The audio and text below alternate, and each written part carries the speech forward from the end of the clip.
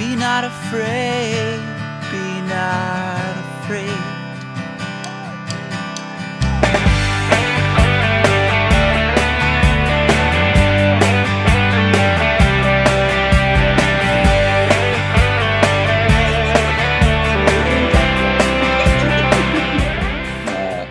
Hey everyone, thanks so much for joining us for the first ever Arizona Adaptive Water Sports podcast.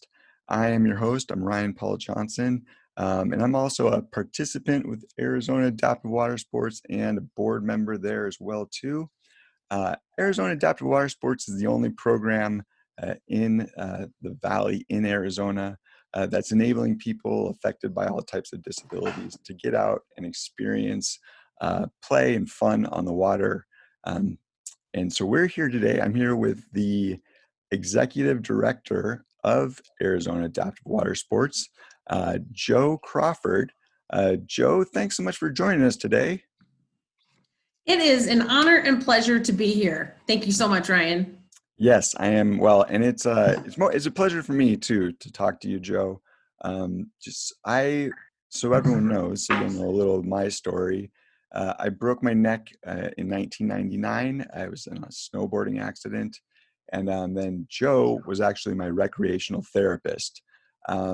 So when I was in the hospital and then for the subsequent 14 years after I got out, Jo would call me up every year and invite me to go out and water ski with them. And I would say no every year. For 14 years, I was afraid of doing it, quite honestly. But when I finally got out there and experienced all that just experienced the event.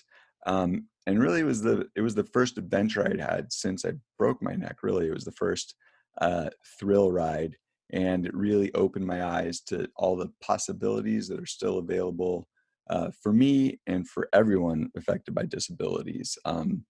Your life's not over because you can't move quite as well anymore. So, but really, Jo's been the heart and soul behind this event. And so I'm just really excited to have her here. She's going to tell us.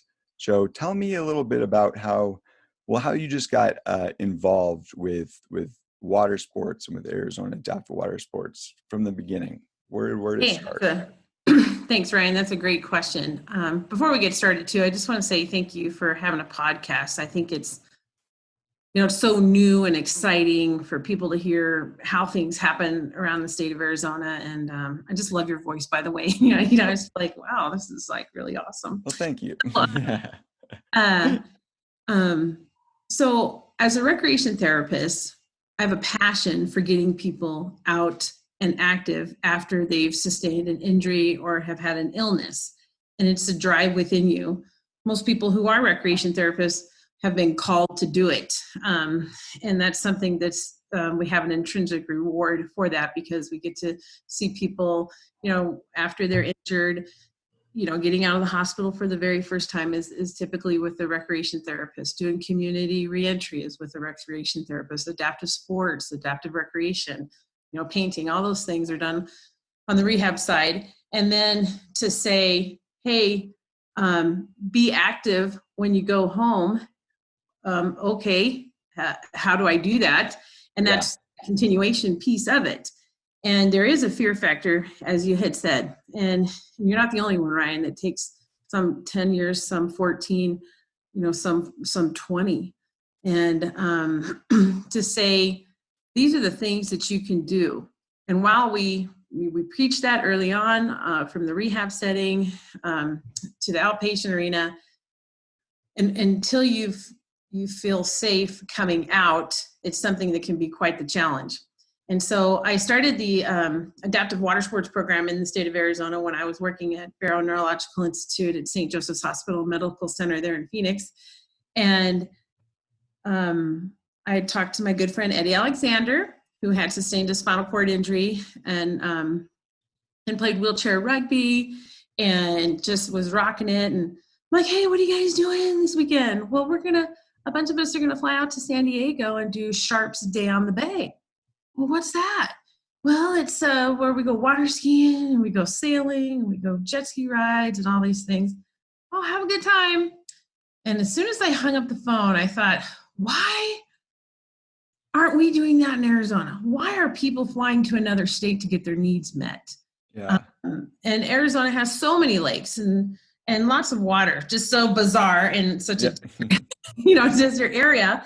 And then I had the honor and privilege of meeting the church family who owned Bartlett Lake Marina, and they had envisioned hosting programs like this. So for almost just shy of 25 years, we've been doing adaptive water sports programs out there. The Down the Lake program was the only one here for 23 years like that. And then it just grew and grew and grew. And hence, some of you guys all got together and said, how about we start Arizona Adaptive Water Sports? So that's eventually how it started. Yeah, and that I know last summer was our first summer as a standalone organization. And the summer before that, it was like we were too successful is how it felt. It was just there were so many people who came out to the lake, and it was wonderful to see everyone out there. It's awesome to see all the people. But then it ends up being there's a limited amount of time, and it kind of turns into Disneyland, hurry up and wait in line kind of thing, where Right. everyone's just, there's only a certain amount of rides, there's only a certain amount of people, boats and those things. And when you have, 100 participants or whatever, you have to wait. So, but yeah, that's last summer, then breaking it up and having multiple days with smaller groups. It was really incredible. It was really fun to see that, to see the growth to the next level. So. No, exactly. And to see that, with last year's launching, Barrow still continues to have their Down the Lake program, which is great because they're bringing folks who are newly injured or have been injured in the last 5 years out there. And that's wonderful. And just to continue that. And they always sell out fast and have a waiting list. Then the ALS Association of Arizona had their own evening of just folks with ALS and their families. We had a kids' day, and as you know, we had a Veterans Day, and an Oz Day for just everybody. So it just really needed to happen for the state of Arizona, and it's so wonderful that we live in a state where adaptive water sports can happen for so many months. It's a fortunate thing that we're not in some of these colder parts of the country that are only open for a short period of time for their summer. What's so great about Arizona, I think summer ends like December 1st, and pretty much, right? Well, and also the thing, so the Bartlett Lake Marina, just the blessing there is fully accessible. So that was one thing. It's surprising to see how easy it is for people to get around at the marina. And then as like a participant too, we talked kind of about the fear thing, and it's so empowering just to see how cared for you are as a participant from the very beginning. Like I never felt a sense of of fear really that something was going to happen to me. I was very uncertain, and I have all the pictures to prove it. It's like me before I go I'm in the water, and there's pictures of me. I just look like not quite sure about anything. I do not look happy. But then the pictures afterwards are it's the complete, it's like a whole new person. I was like, I was changed through the experience. So awesome. that was my heart in joining the board of the program, is because it changes lives. It does help people. It made a difference in my life. And I was kind of mad at myself, angry for waiting so long. I was like, oh my gosh. So last summer I went wakeboarding and turned 40 years old. So it's like, it would have been nice in my 20s. Actually, that would have been a good thing to try. My body was, a little younger. But that's my heart, and that's why I'm on the board. And what I want to get younger people out there to have this experience, so that they can see all that life has for them despite the disabilities. But Joe, tell us who else is on the board of directors. Well, first of all, to Ryan, I'd like to follow up with that because I think you have hit the nail on the head when you talk about fear as a factor in someone participating, and how, like you said, you're angry with yourself for not doing this years and years ago. And it takes someone who's been affected by something in order to carry the gauntlet and continue. And so I love the fact that you're always pounding the pavement and telling people about it, and getting young people out there is so important, because fear is a liar, and people do need to be active, and we can help them do that. And that's why the segue to go in to talk about the board, the experience that we have for folks who are on the board. You know, I can't even add up all the hours they have an experience on the water, probably, geez, I don't know, 120 hours of operating watercraft, you know, and education of everyone. So Brent Wood is a board member. You are a board member. Jill Solis is a board member, as well as Brian Church, who owns Bartlett Lake Marina, and Brian Chambers. We have a website / social media, Jason Graber, who oversees our stuff, but those board members work hard. All of the guys. Scott Stowers too. And Scott Stowers. Yeah. Oh gosh, I can't forget Scott Stowers. Are you kidding me? I've gotten to talk to a few of the board members now, and the stories, I'm so excited to share everyone's stories with everyone out there, because it really is, there's a lot of history of passion, you know, in the lives of these people who are, you know, a part of this organization. Right. And passion, you just can't pay for that. No. Right. Yeah. Well, Joe, so that's so we know how you got started. Why did you become a recreational therapist? Was there a moment in your life that, you know, made that happen for you? Great question. So why did I become a recreation therapist? I was actually going to school to be a graphics design artist, and a good friend of mine had sustained a traumatic brain injury from a car accident, heading southbound on Scottsdale Road. And we were all going to Scottsdale Community College at the time. And I remember when she rehabbed at Barrow Neurological Institute at St. Joseph's Hospital, and I saw her recovery. And I thought, wow, this is amazing. And I really looked at all the different disciplines. I looked at PT and OT and speech, and I love and respect each and every one of them and the huge role that they play. And I loved recreation therapy because it really got people to live with their injury. And the great thing about rehabilitation is that you need all of those disciplines in order to get that person out and active again. So you can't really have, you know, a person working on ambulation if they've got nowhere to go. Right. And you can't really be working on dressing if you've got nothing to get dressed up for. And and that's where I felt like rec therapy helped bring it all together and then practice it in real world setting. And so I loved it. And I had done some volunteer time when I was 18 down at St. Joseph's Hospital. I wore white pants and a blue mock whatever jacket and our transportation. And I looked at all the disciplines and decided on recreation therapy. But it's really kind of funny how God says, well, I know you think you want to do this, but this is where I want you to be. Right. So, and he did a really great job choosing my career.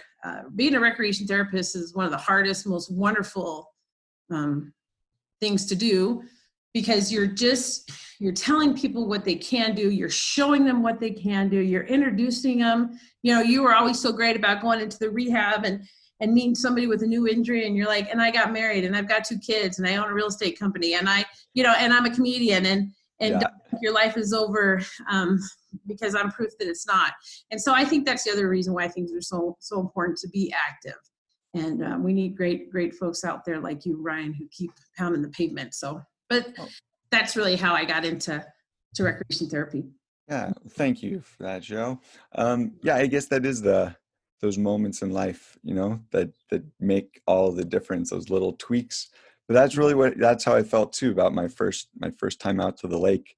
It opened my mind, to stand-up comedy. So now I perform and do stand-up comedy, and that was a dream that was, you know, locked away, you know, deep inside of me. It wasn't coming out for some reason until I had that experience. So, So that's my heart, Joe. Looking out of the future, we're an organization now, Arizona Adaptive Water Sports. We've got one summer behind us. Now we're dealing with the pandemic and the quarantine and all these things. We're trying to figure out what this year is going to look like. But we know we'll get through this and we'll have more, great, good days out there on the lake. So in the next, 5 years, what are you hoping to see from the organization? Where do you think we may go in that time? So I would see, like in our 5-year plan, like we've talked about as a group, for Oz to be more statewide as well as more southwestern United States type things. And right now, presently, everybody goes to Bartlett Lake Marina because it is one of the most wheelchair accessible, marinas in the entire state. The bathrooms, the Hoyer lifts to get on and off the jet skis, Hoyer lifts to get in and out of the lake for the water sports programs, the tubing and the water skiing. And, we do wake surfing and kayaking and boating and fishing. And just really, this is a place where you can pull in the driveway and you feel safe to go to the bathroom. The place is going to be big enough that you can get your power wheelchair around there and stuff. Anyway, the goal is to make it, for those people who can't handle the drive from, say, Prescott to there, or Tucson or Yuma or whatever, that we now become more statewide and do programs in Yuma, Lake Powell, Lake Mead, Watson Lake here in Prescott. And those types of things, just and hit Southern Arizona and research what they have out there. And that would be the goal. That would definitely be the goal in the next 5-year plan. Yeah. Well, that would be, I know that there are so many, and we have people though who come from out of state, right, to participate in the summer events that we've put on, right? Well, we do, because it's really interesting that other parts around the country, everybody's got different water sources. So where some people will go to a program and they would just go and water ski and that's all they would do and then go home. Well, the lakes in Arizona, particularly Bartlett, is so beautiful that you can go fishing there and you can go boating and do all these other adaptive sports. So some people definitely plan their recreation and bring their family out here, and they come for 2-3 days and get on the water with us and just have a really good time with their family, or not every state in the USA has adaptive water sports. Right. So if you're tired of the cold country and you want to come down here, we have volunteers who come down from Canada, for heaven's sake, Ryan, Oh, yeah. So out to Clint. Yeah. So not even participant, but people who just come, who volunteer their time. They come here just to work the events for us from out of the state. Yeah. Right. Because it's made such a big impact on them. The other thing, like you and I were just talking about earlier, to get our disabled athletes ready for athletic competition on the water, and looking at resources that are close to Arizona, or we started here ourselves, for the wakeboarding, for the water skiing, and to say that this is something we can definitely host in the future. It's definitely on the radar for sure. Yeah, that would be, I know you just started talking about that, and that really got me excited about, what is the next step after, besides loving it, if you do it, how do you, is there another place we can do it? And that was really exciting to think that we could take someone with the real passion for it and, enable them to, get sponsors and do all the things that an able-bodied, wakeboarder or an able-bodied, water skier would do, just in the course of their career. It'd be great to launch careers out of our organization. I think it would be phenomenal. It would be phenomenal. So that's our 5 years, or that's kind of what we're thinking for the future, Joe. But what else do we want to talk about before we go? Well, I would just say that if you're watching this and you're not familiar with our organization, I would just encourage you to give me a call, and we can talk, and I can explain so many things to you, because we do so many things. Many people, for their very first time, just come out and go on a boat ride or go fishing, and then maybe the next year they say, okay, I am going to have to take my water intake test where you have to hold your breath for 10 seconds in the water face down. Yeah. You don't have to pull yourself back up into a floating position, but you do have to hold your breath. And that gives us some time to get to you when for a safety standpoint. And we have so many safety features in our program. And I would just say that even if you're like, I am never going to do these things, but I will go on a boat ride, then come out and go on a boat ride. Yeah. Away from the concrete, get away from the asphalt. You're take a break and come and enjoy the life you've worked so hard to have around God's beauty that is so wonderful. We couldn't make it any prettier than it is out there, for heaven's sake. And it's safe and it's fun. And we are super fun people to hang out with. And yes. So come on out and you don't even have to get your feet wet the first time. But if you decide, you know what, Joe and Ryan, I'm having such a great time out here. Can I sign up for X, Y, and Z now that I'm here and I see it? I feel safer. We'll make it happen. So, yeah.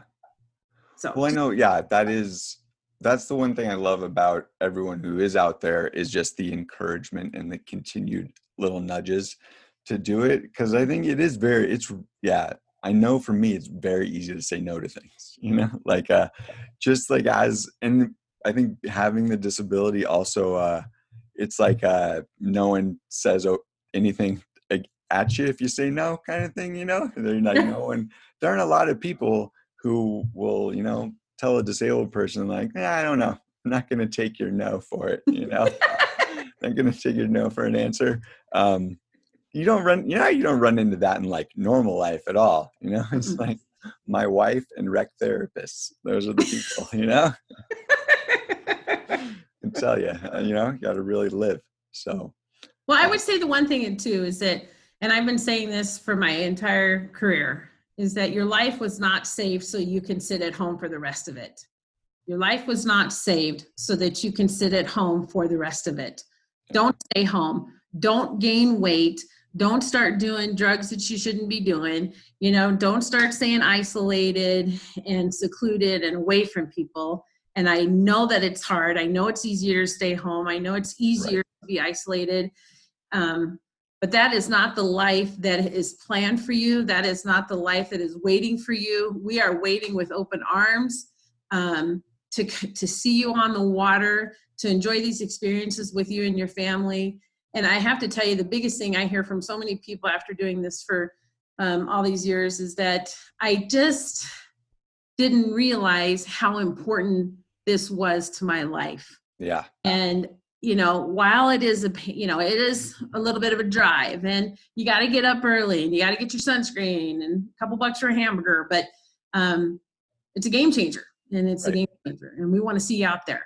So no barriers. We'll see you out at the lake. But no, and that is the truth. Yeah, I can attest to that. Like, I had no idea how important it was. Like it was I couldn't even imagine the difference that a day like that could make in my life. It didn't seem like a possibility even.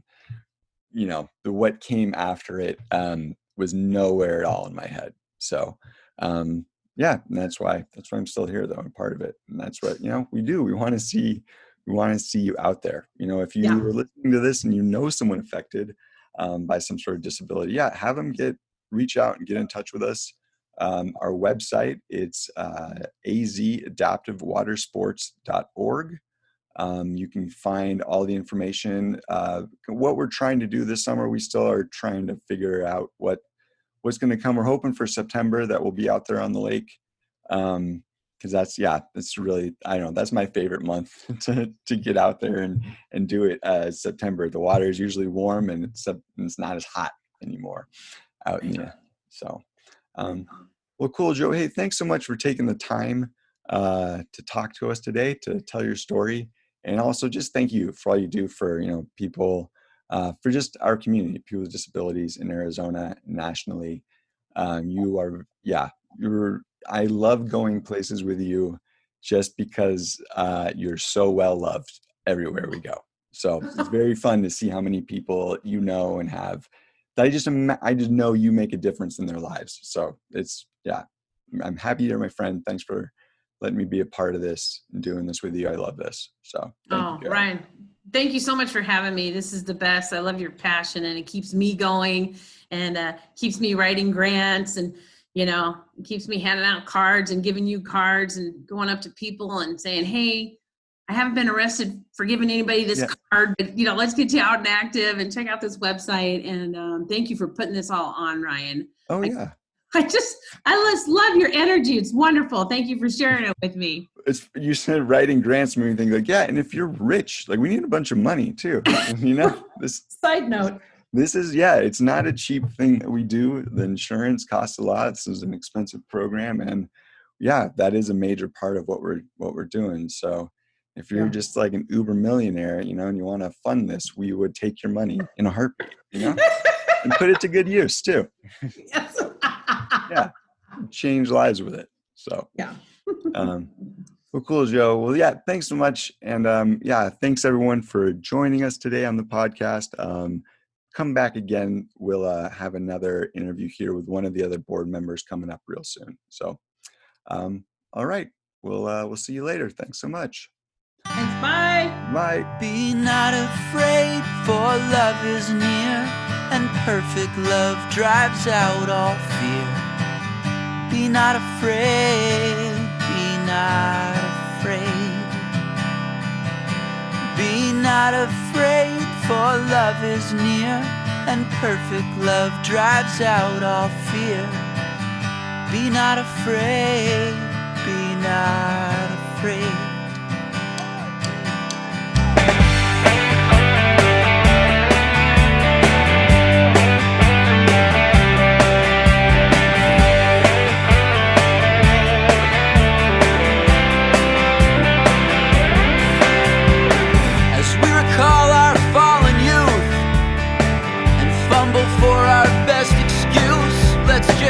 Face the truth, I ate that fruit, and so did you, my friend.